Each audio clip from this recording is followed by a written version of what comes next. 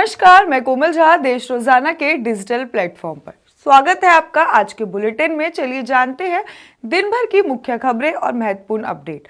शुरू करते हैं राष्ट्रीय खबरों के साथ। गोवा नाइट क्लब में सिलेंडर धमाके से लगी भीषण आग, 25 लोगों की दर्दनाक मौत। प्रधानमंत्री मोदी ने घटना पर गहरा शोक व्यक्त किया और मृतकों के परिवार के लिए 2-2 लाख रुपए और घायल के लिए 50,000 रुपए मुआवजे की घोषणा की। हादसे की जांच और राहत कार्य के लिए स्थानीय प्रशासन तुरंत ही सक्रिय हो गई है। जम्मू कश्मीर में बढ़ती ठंड और शीत लहर के चलते प्री प्राइमरी से कक्षा 8 तक के स्कूल पूरे दिसंबर बंद। 8 से 14 दिसंबर तक विंटर जोन में अन्य स्कूलों की भी छुट्टी। भारतीय रेलवे की बड़ी राहत, दिसंबर से छत्तीसगढ़, हरियाणा, मध्य प्रदेश, बिहार, राजस्थान और यूपी के रूट पर कई स्पेशल ट्रेनें चलेंगी। रांची अजमेर साप्ताहिक स्पेशल की अवधि बढ़ाई जाएगी और ट्रेनें के रूट, स्टेशन और टाइम टेबल सहित विशेष जानकारी और भारत गौरव टूरिस्ट ट्रेन का विस्तृत विवरण, ताकि यात्री अपने सफर योजना को आसानी से बना सके। इंडिगो बोर्ड ने गठन किया संकट प्रबंधन समूह। उड़ान बाधाओं की नियमित निगरानी जारी करने के लिए निदेशक मंडल और सीईओ यात्रियों की समस्या के समाधान और रिफंड सुनिश्चित करने के लिए हर संभव प्रयास कर रहे हैं। वहीं विमान विभाग ने 24 घंटे में स्पष्टीकरण मांगा और बोर्ड द्वारा हालात की जानकारी पर आधारित कदम लगातार उठाए जा रहे हैं। दिल्ली की हवा बहुत खराब कैटेगरी में पहुंचने के बाद वायु प्रदूषण पर काबू पाने के लिए दिल्ली सरकार ने गठन किया हाई लेवल एक्सपर्ट ग्रुप, जिसमें कि रिटायर आईएएस लीना नंदन है, अध्यक्ष है, और अन्य सदस्य के पूर्व केंद्रीय प्रदूषण नियंत्रण बोर्ड के सदस्य, सचिव, आईआईटी प्रोफेसर, मौसम विज्ञान विभाग, वायु गुणवत्ता प्रबंधक आयोग और साथ ही टेरी और फिक्की के प्रबंधी शामिल है। ग्रुप दिल्ली सरकार की पॉलिसी, रिफॉर्म, टेक्नोलॉजी और क्षेत्र वार उपयोगों पर मार्गदर्शन देगा, ताकि राजधानी में वायु प्रदूषण और नियंत्रण की दीर्घकालीन प्रबंधन सुनिश्चित की जा सके। चलिए जानते हैं अब हरियाणा की कुछ खास खबरों के बारे में। सोनीपत में बनेगा देश का अनोखा मल्टी मॉडल ट्रांजिट हब। एक ही स्थान पर बस, मेट्रो और रैपिड ट्रेन का मिलेगा कनेक्शन, जिससे यात्री आसानी से एनसीआर से जुड़ाव मजबूत होगा। इस परियोजना में शहर और आसपास के इलाकों के लिए यात्रा आसान होगी। दिल्ली एनसीआर से कनेक्टिविटी बेहतर होगी। मेट्रो फेज 5 विस्तार के तहत 21 नए स्टेशन बनेंगे, जिसमें कि रोजाना लगभग 50,000 यात्रियों को लाभ मिलेगा। इससे न केवल परिवहन सुगम होगा, बल्कि निवेश, रोजगार और रियल एस्टेट के भी अवसर बढ़ेंगे। ईडी ने रिचा इंडस्ट्रीज के गुरुग्राम और फरीदाबाद के 8 ठिकानों पर सर्च ऑपरेशन किया। 8 लाख नगद और 4 लग्जरी कारें जब्त। प्रमोटर पर 50 करोड़ 54 लाख रुपए के बैंक धोखाधड़ी और दिवालियापन प्रक्रिया में हस्तक्षेप का भी आरोप है। जांच में 236 करोड़ रुपए की गतिविधि, बैंक धोखाधड़ी और दिवालियापन प्रक्रिया में हस्तक्षेप मामला सामने आया है। सर्च में 8 लाख रुपए नगद और 4 लग्जरी कारें, डिजिटल दस्तावेज बरामद किए गए, जबकि कई बैंक अकाउंट फ्रीज कर दिए गए हैं। लाडो लक्ष्मी योजना में पकड़े गए 25,000 फर्जी आवेदन।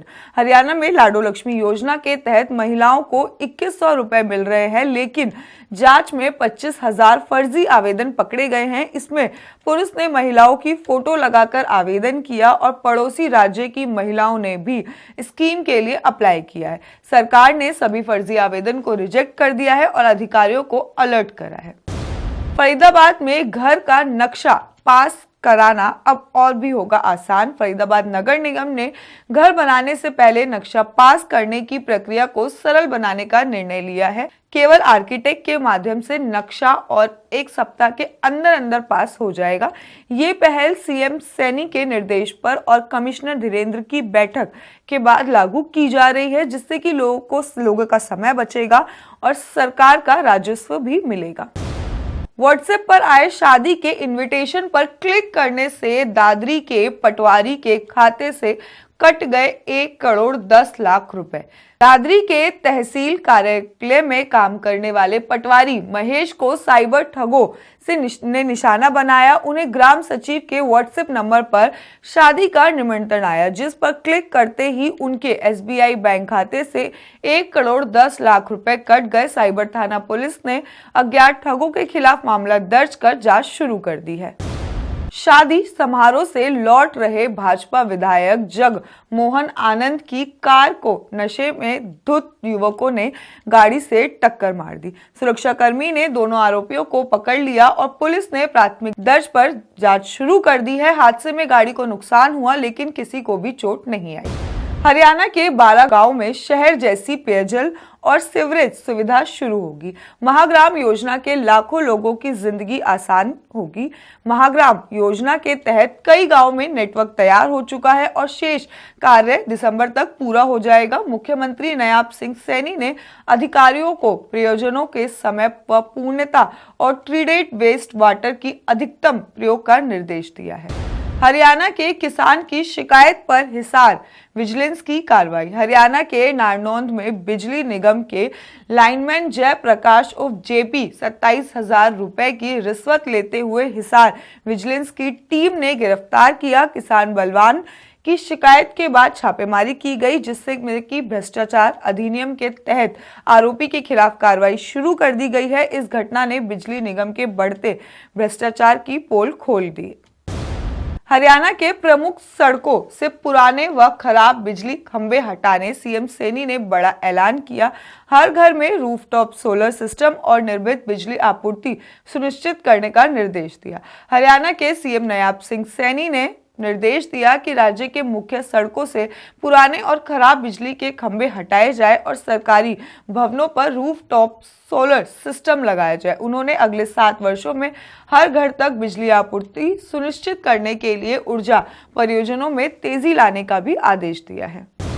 अंतर्राष्ट्रीय खबरों की बात करें तो ट्रंप की नई राष्ट्रीय सुरक्षा रणनीति अमेरिका फर्स्ट ने दुनिया हिलाई।